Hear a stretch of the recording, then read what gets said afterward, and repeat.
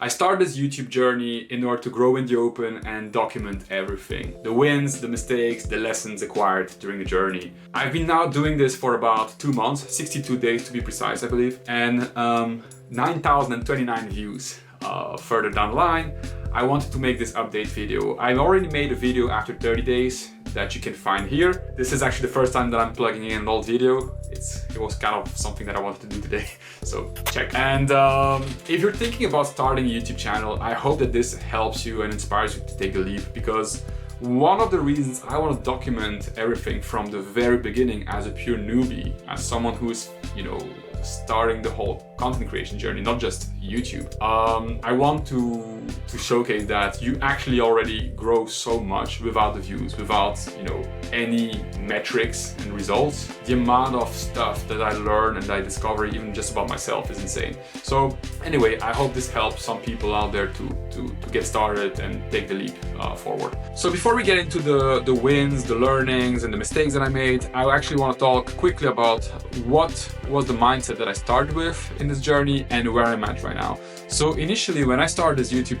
journey, the whole goal was to create, marketing content for my business here in Japan. And I just wanted to be able to, create a lot of volume and, overall be extremely business oriented. The other thing that I really wanted to do was do something that I feel like very, scared about and just expand my comfort zone, right? Now, what happened is that I bought a camera, I started to learn how to use a camera, I started to go out way more in Japan, exploring Japan, and I just completely fell in love with photography and videography. And actually the part of creating content, like, creating a story, all this stuff. Like I'm following a lot of YouTubers out there, like, Gox, for example, is someone that I'm really looking up to right now. Like people who are capable of, storytelling and making you feel very deep emotions with content that is actually accessible to anyone, in terms of like, you can shoot whatever they shoot, you actually can do it yourself. And since I'm someone who loves to write since I'm actually pretty young, I find a way now to connect my writing, some kind of new medium to express myself through. Trying to say basically is that it started all with like a business mindset, and now I'm actually way more interested in the creative journey and the artistic part that YouTube can open up for me. All right, let's talk about the recent learnings. So one thing that I learned in the past 30 days is that actually my best performing video that you can find here, I actually don't know, anyway, that you can find here, was the biggest flop of my channel so far. Like, I think when I posted it, it took 3-4 days to actually get like 5 views, I think. And it's also funny because it's the video where I spent the most time creating a thumbnail. This is a thumbnail. I mean, you can guess why it didn't work. What's actually interesting is that I didn't know that you could change the title and the thumbnail of your video, and things could go absolutely crazy from there. I mean, absolutely crazy in my little YouTube world, right? Talking about 500 views here. That's Mr. Beast, be aware. Yeah, no, like what I did, basically, the thumbnail flopped completely. I looked into the analytics a bit and it was like terrible. And all I did was changing the thumbnail towards something that YouTube auto-generated, and the thumbnail being just my face with a smile. And it ended up being my best video. So what I learned here is that, sometimes simple is the best. Like, I was trying so hard to make a cool thumbnail, but the reality is that my videos are extremely simple. So I think that's what happens, is like, if you put too much effort into the thumbnails and people click and they're like, yo, dude, this is not at all the production that I was expecting, it probably tanks. At least that's my theory, but probably wrong. What I learned as well is to delete the YouTube Studio app from my phone, because I was just constantly looking at the numbers, and I was checking it was getting views, I was checking the retention rate and all this stuff, getting pretty into it just out of curiosity. But my mindset here was to think like, if I have time to check this, I should put more time into making more videos. And so I deleted the app. I only check the analytics now once a week, literally today, Sunday actually. Yeah, a lot better. I recommend this to anyone who gets into the journey. Don't put the app on your phone and try to only watch it once a week. One other thing that I personally concluded over those past days is that I don't want to niche myself down to any specific content. I just want to create whatever I want to create. Like the first month that I was on YouTube, I was constantly trying to still kind of provide value to the same audience that I was imagining and stuff, but it kind of sucked the fun out of the process. And yeah, it was kind of taking the fun out of the process and also limiting the learning that I could take out of it, because a lot of the things that I believe are valuable are not necessarily fun to shoot for me. So as of now, I'm just doing whatever I want to create.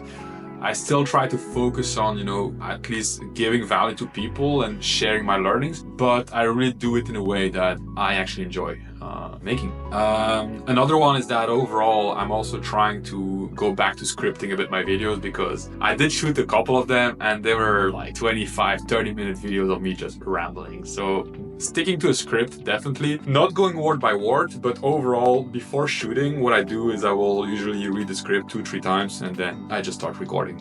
Another thing that I learned is that I should make more shorts. Like the YouTube shorts really teaches you how to, you know, I guess create a good hook and be extremely efficient in your message delivery. So I think there's so much to learn when it comes to shorts. Not necessarily something that I enjoy making, but I'm forcing myself to do it because in terms of the skills that you acquire from it, I do think that like it will pay off a lot when it comes to creating long-term content. And final thing is more on the technical side is I started to shoot in S-Log3 with my camera. So basically, you know, color grading most of my footage myself. It looks pretty bad.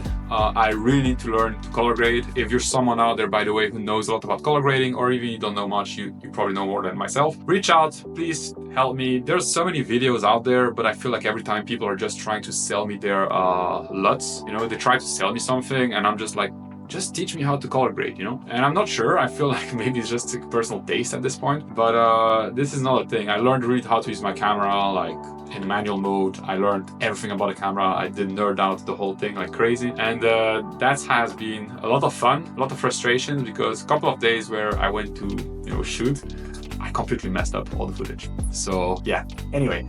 That's what the learnings of the past 30 days. Let's talk a little bit about the mistakes that I made as well. The first one that I want to mention, and I knew I was going to hit that one, is I'm going crazy on buying gear. Like I don't know, I own 3 tripods at this point of my life already. Well, like I bought a new lens. It was pretty necessary. I mean, you know, to have like a more focus and like a more of a zoom. I have 3 lenses, you know, a little tripod here. Like I just keep buying gear. I bought a gimbal for my phone as well, which I never use. And so I bought a bunch of gear to a point where now I'm like, I actually want to buy an action camera to do more like POV shots and stuff like that. But I'm literally telling myself I have to hit 1,000 subscribers before I buy any new gear. So do me a favor and subscribe to the channel if you're not yet, because I actually really want to buy an action camera. And just basically walk in Tokyo, walk in Japan with, you know, an action camera and shooting everything that I actually shoot through my camera, I guess. But yeah, definitely went a bit crazy on the gear, and I don't even know how to use half of it. So yeah. Another thing that I did a big mistake on, I think, for most of my videos so far, is I didn't use much of B-roll. And so I look back at some of my videos and I was like, damn, those are boring, you know? And I look at the ones that I make now, not saying that they are super exciting, you know, but they're less boring at least. And one of the reasons they're less boring is because I start implementing a lot more B-roll. And I did underestimate the importance of, like, you know, having visual, how to say that? Having visual stimulation kind of thing, right? While you're watching a YouTube video, things need to happen on the screen. You cannot just get away with a couple of zooms and stuff. And so the usage of B-roll is something that I made a mistake on not using it before. And the same with sound design. Like I did put very little effort into the music, the sounds. And so this is something that I'm learning now, because it really is key. Like the couple of videos I did better on my channel, I did put a bit more effort when it comes to sound design.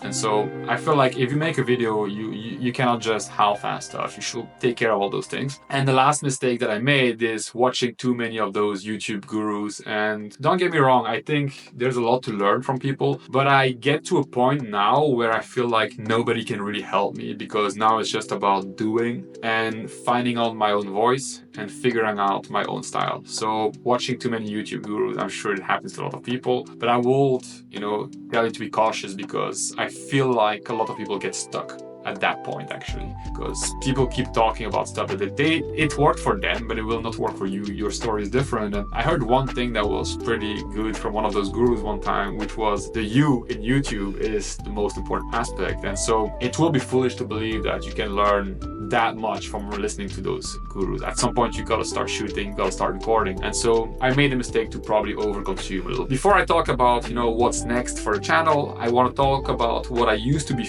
afraid of, what I feared, and what I don't fear anymore, because I think that's extremely important. Like the change in only 62 days is crazy. Like 62 days ago I was afraid of putting myself out there on YouTube. Like I was super afraid of creating a thumbnail with my face on it, and now I'm to the point where I'm like, oh, I want, you know, today is Sunday, I just want to shoot a quick video, put the camera down, my hair is terrible, I couldn't care less, just shooting. It will be uploaded probably on Monday, you know, and that's it. Like I used to be super scared of shooting in public.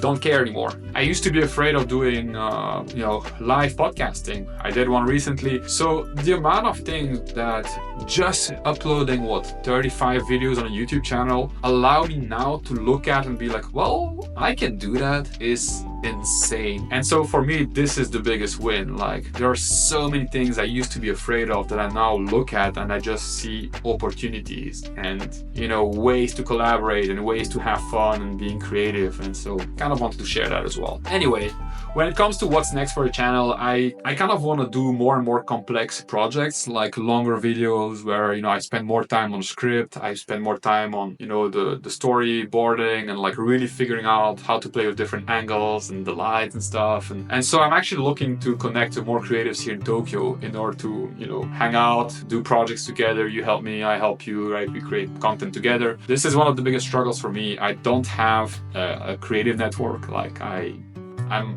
to be fair with you, I was not at all a creative until, well, 62 days ago.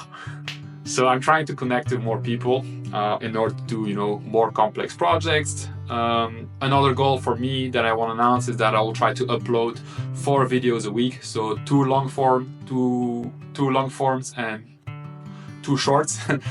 And another one that I want to announce as well is that I've talked about this to some of my friends and everyone calls me crazy, but the goal for me is that this YouTube channel will be a viable YouTube channel by end of 2025. And I have absolutely no clue how we'll get there, but hey, you know, I believe in consistency, I believe in hard work, and yeah, the rest will follow. And if not, I'm sure I will learn a lot along the way and things will be good.